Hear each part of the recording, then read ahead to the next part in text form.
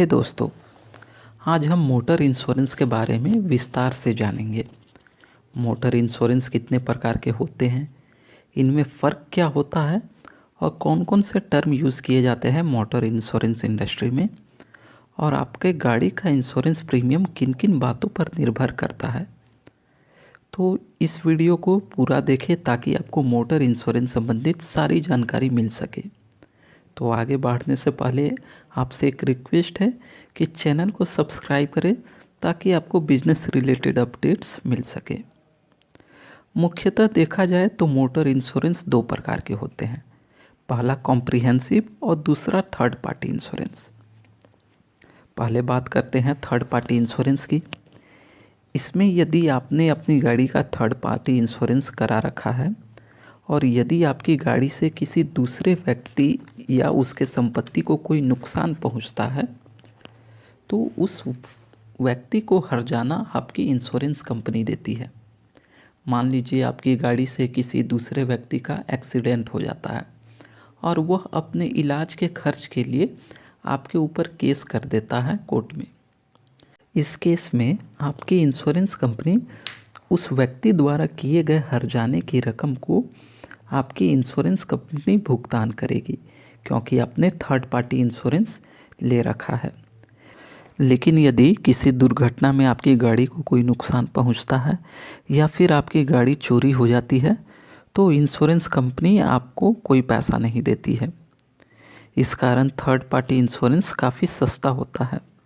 यह आपकी गाड़ी के क्यूबिक कैपेसिटी पे निर्भर करता है कि आपका गाड़ी का प्रीमियम कितना होगा, और इसका प्रीमियम सभी राज्यों के लिए एक समान होता है, चाहे आप महाराष्ट्र से हो, दिल्ली से हो, बिहार से हो, गुजरात से हो। इतना ही नहीं, आप किसी भी कंपनी से थर्ड पार्टी इंश्योरेंस करवाते हो तो उसका प्रीमियम एक ही होगा, वो चाहे आईसीआईसीआई लॉम्बार्ड हो, रिलायंस हो, एचडीएफसी हो या फिर डिजिट इंश्योरेंस हो। As per motor insurance act, आपके पास ड्राइविंग करते समय कम से कम थर्ड पार्टी इंश्योरेंस होना ही चाहिए, नहीं तो आपको 2000 रुपये का जुर्माना लग सकता है। यदि आप भी अपनी गाड़ी का इंश्योरेंस ऑनलाइन लेना चाहते हैं तो डिस्क्रिप्शन में दिए गए लिंक पर क्लिक करें और अपनी गाड़ी की बेसिक डिटेल डालें। यहाँ आपको अलग अलग कंपनियों के पॉलिसी कंपेयर करके दिखाए जाएंगे और आप अपनी सुविधा अनुसार कोई भी पॉलिसी खरीद सकते हैं घर बैठे अपने वाहन को सुरक्षित करने के लिए। अब बात करते हैं कॉम्प्रिहेंसिव इंश्योरेंस की। इस इंश्योरेंस में यदि आपकी गाड़ी चोरी हो जाती है या आपकी गाड़ी का एक्सीडेंट हो जाता है तो इंश्योरेंस कंपनी आपको बीमा प्रदान करती है। आपकी गाड़ी को रिपेयर करने में लगा खर्च आपको बीमा कंपनी देती है।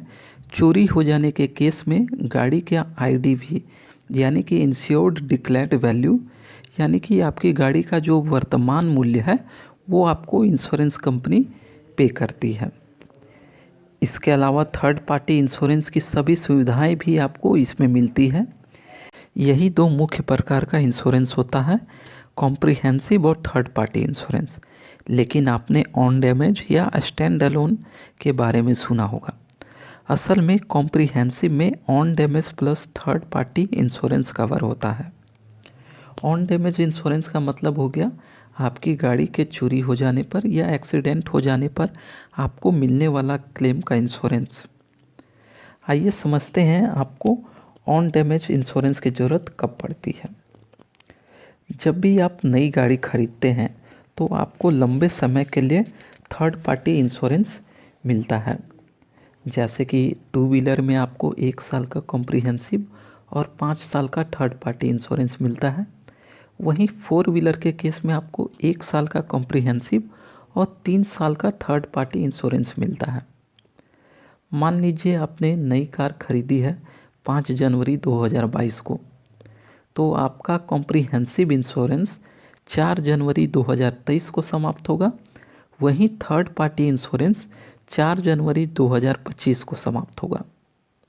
जब आप अगले साल इंश्योरेंस रिन्यू कराने जाएंगे तो आपको केवल ऑन डैमेज इंश्योरेंस की ही ज़रूरत पड़ेगी, क्योंकि आपका जो थर्ड पार्टी का इंश्योरेंस 3 सालों का दिया गया है वो अभी तक वैध ही है।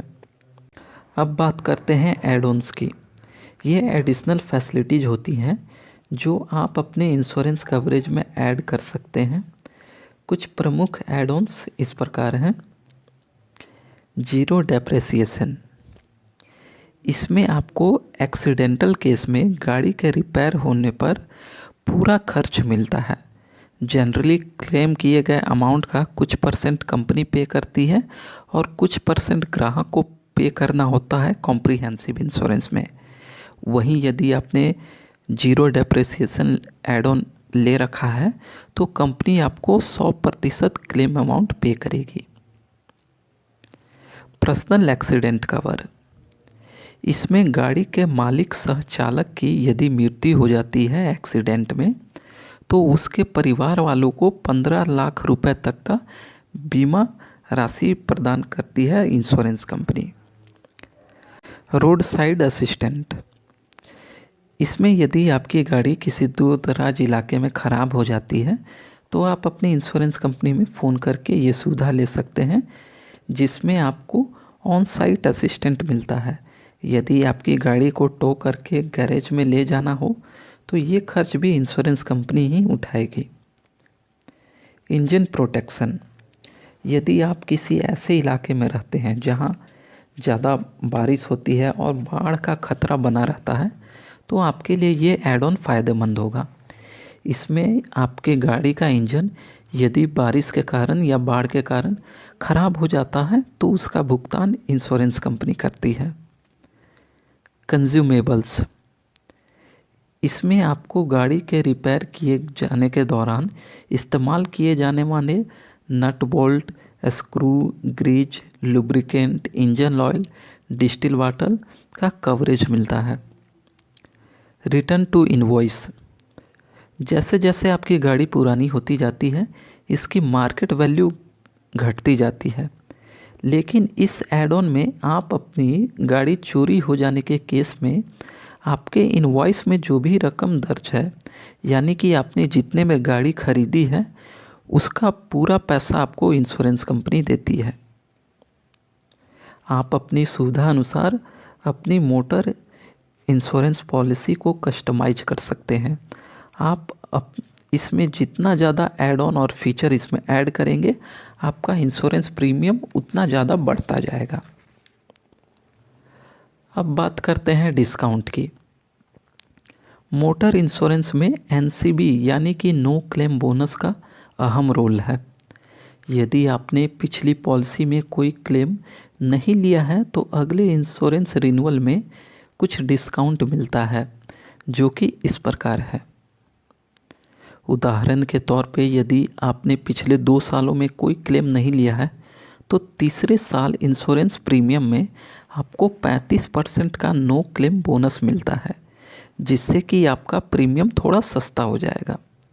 यदि आपने लगातार 5 सालों तक कोई भी क्लेम नहीं लिया है तो आपको 50% का नो क्लेम बोनस मिलता है छठे साल और आपका इंश्योरेंस प्रीमियम काफ़ी सस्ता हो जाता है।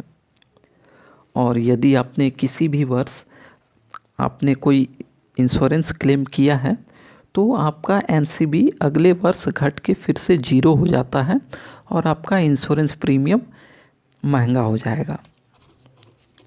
तो आपको ये जानकारी कैसी लगी कमेंट करें और वीडियो को लाइक, शेयर और सब्सक्राइब करें।